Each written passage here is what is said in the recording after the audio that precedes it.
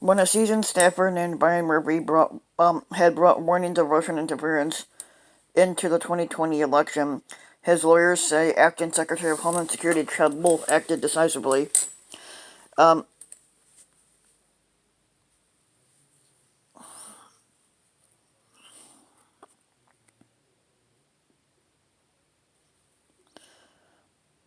um, Chad Wolf instructed Murphy to cease providing intelligence assessments on the threat of Russian interference in the United States and instead start reporting on interference activities by China and Iran, according to a whistleblower filing.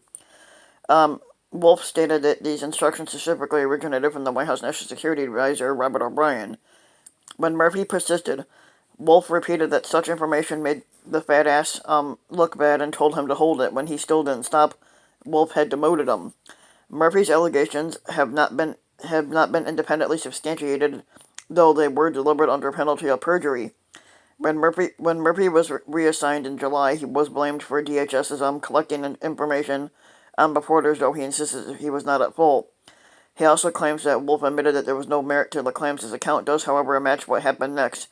The administration's publicized activities by China and Iran, although officials say that they were not equivalent to Russia's more sweeping work.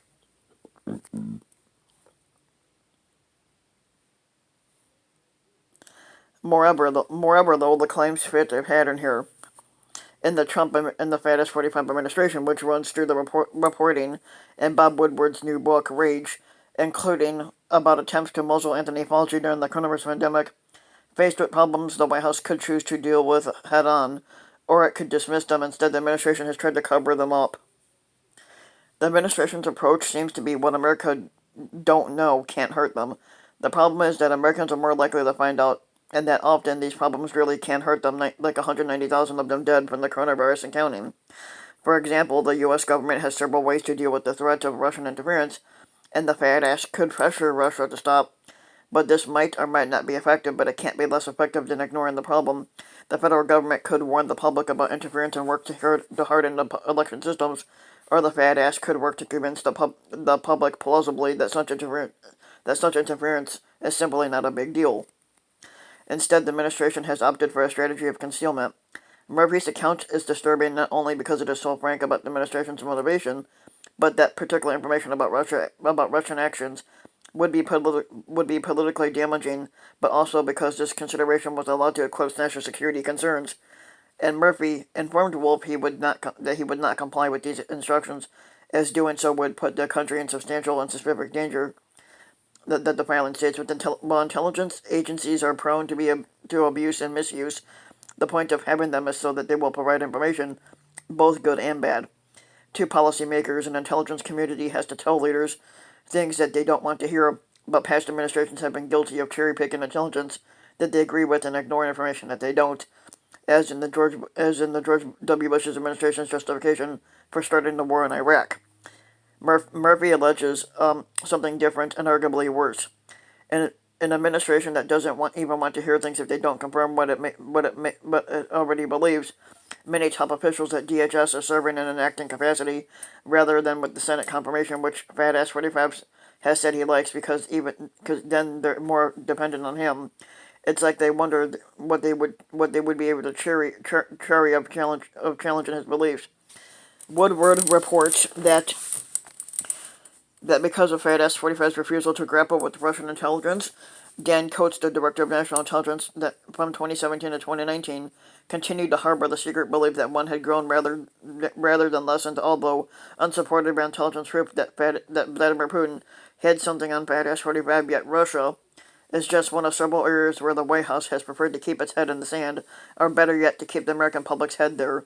The fat ass's tendency to view everything as a sales and marketing problem, inherited from his career in the private sector, leads him to seek superficial solutions and avoid addressing root causes. And another surprising disclosure from Rage, Woodward reports that Fat Ass 45 was aware, long before he acknowledged it publicly, that the coronavirus is airborne and extremely deadly, but that he downplayed it because he was weary of widespread panic. In March, Fat Ass 45 said, "I wanted to always play it down. I still like it. I still like playing it down because I don't want to create a panic." Recording to both conversations have been released. The context for these remarks is more nuanced than some of the immediate coverage that it might suggest. Fat Ass 45's public comments about the coronavirus have been widely inconsistent, veering between sober warnings and cavalier dismissal, although leaning mostly toward the latter. It is not surprising that he would contradict himself, nor was he alone in seeking to prevent public panic. Many government officials, both in the United States and abroad, did the same thing, although the fat ass seems to have done so desperate, having better information than most of them. Fat Ass 45's impulse, however, was once again to conceal the story, wagering that panic would be worse than the virus, specifically worse for the economy and likely worse for his re-election prospects as a result. He seemed to fully reckon with the virus only when it began to harm the stock market.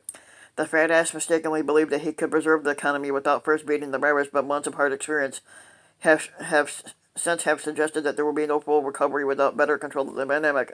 Ironically, public fear, the very thing that Fat Ass 45 said he was trying to avoid, proved to be an effective tool of public health, convincing many Americans to take the virus seriously.